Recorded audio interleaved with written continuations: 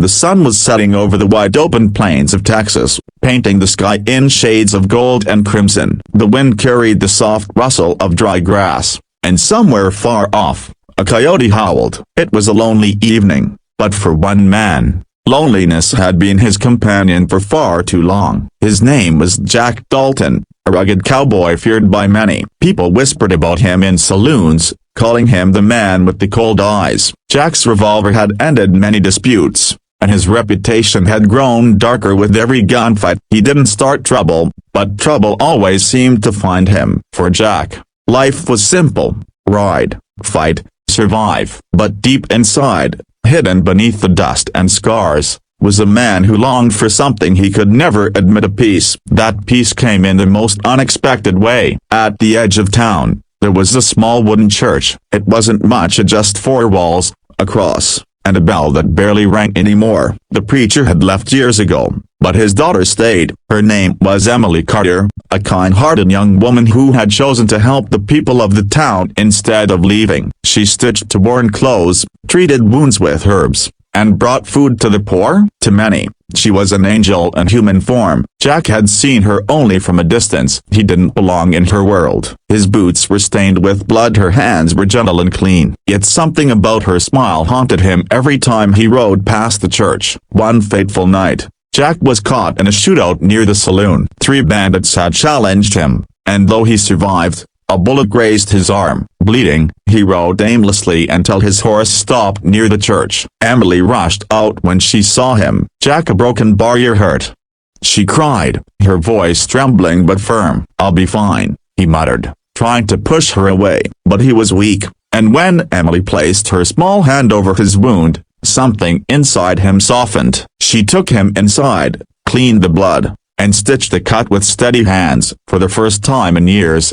Jack allowed someone close. Days passed, and Jack found himself visiting the church again, and not for prayer, but for Emily. She never judged him for his past. She didn't ask about the man he had killed or the gun he always carried. Instead, she spoke of simple things: of the beauty of the sunset, the sound of birds in the morning, the hope that even broken people could be healed.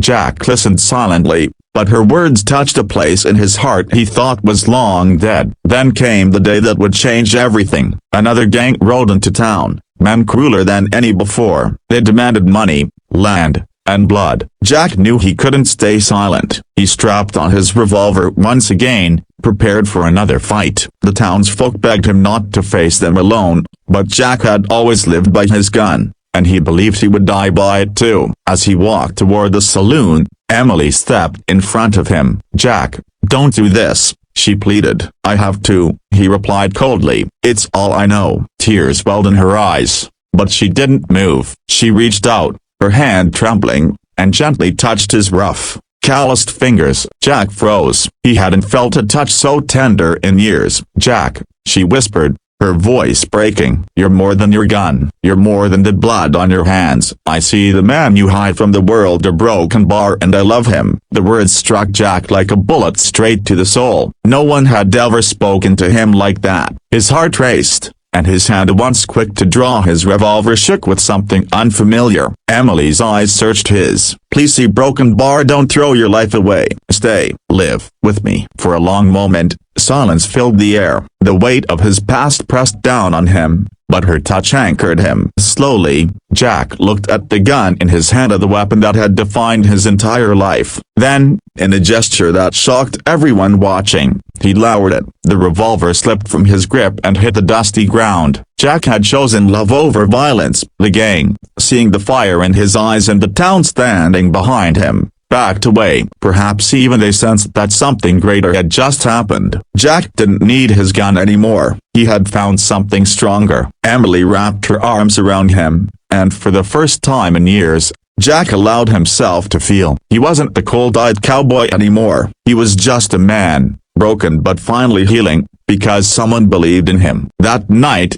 as the stars filled the sky, Jack sat outside the church with Emily by his side. The gun lay forgotten in the dirt. He had traded his life of violence for something he thought he'd never have: a love, peace, and a reason to live. And all it took was a touch of her hand and 3 words whispered from the heart.